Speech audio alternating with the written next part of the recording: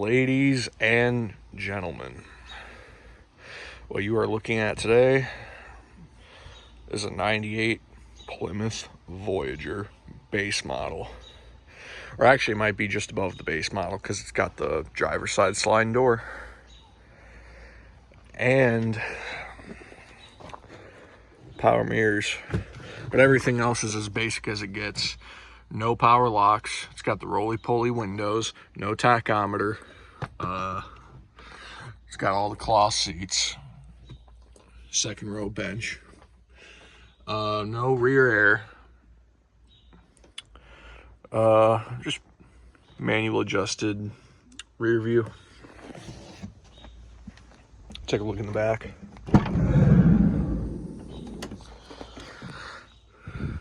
I know she's kind of rough. I purchased this van for $350.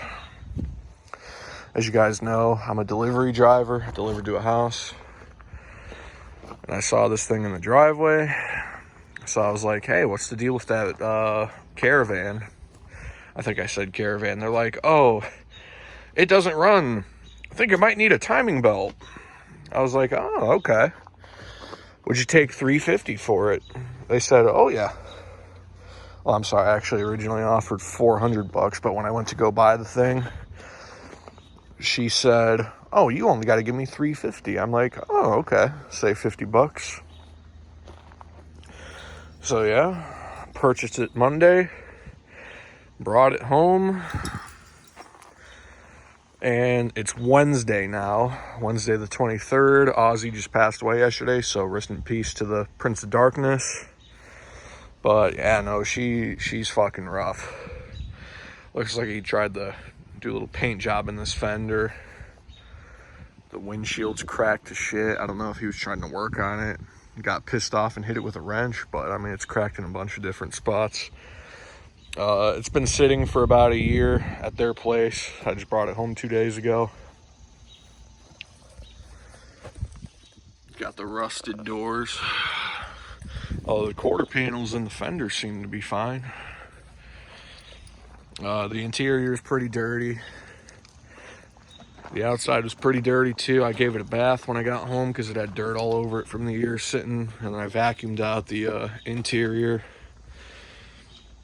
And now we're gonna get to the part of the video where I'm gonna show you why this van is not gonna be long-lived.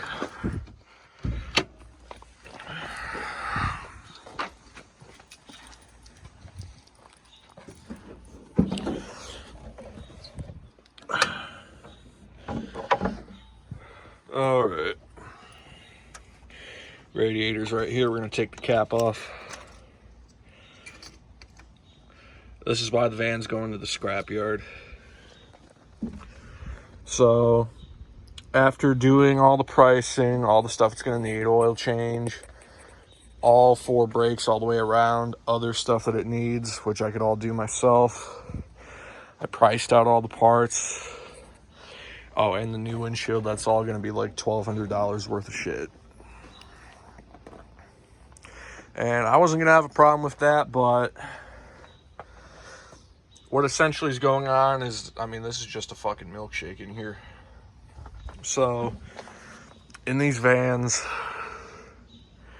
the transmission intercooler is intertwined with the radiator.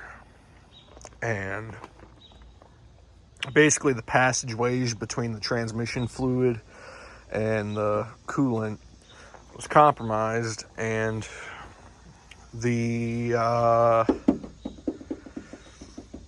transmission fluid and the coolant are just actively mixing in together, making that milkshake substance. So I'm gonna put the jump pack on. It actually came with no battery. This is a battery I had left over from my pop's house. Brought it to my house, put it on here. We're gonna jump this, kind of show you it running. The engine's pretty decent, but everything else is just shot.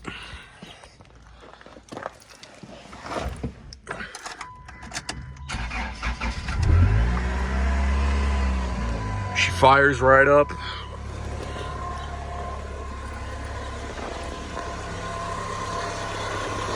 me take that off.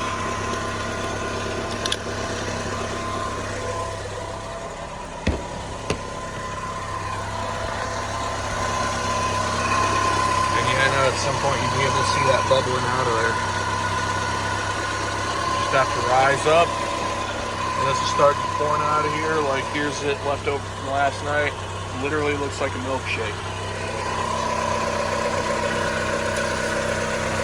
Can you see the engine oil? It looks like engine oil. And you look at the trans stick, you can see the milkshake all over the trans stick. So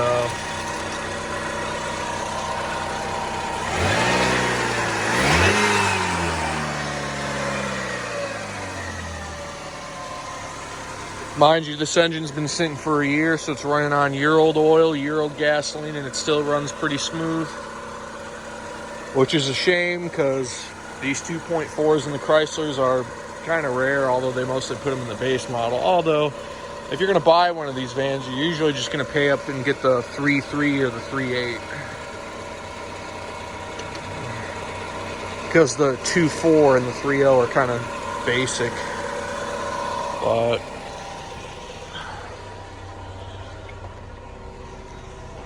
yeah, you know. She's only got 102,851 on the clock, so it's pretty low miles for these things. These can usually get up to about 200, maybe 300,000 miles, but unfortunately, you know, sitting for a year, and then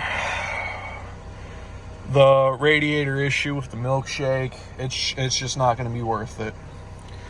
I spent $350 on this van, plus 91 bucks for the tow, 2 miles away.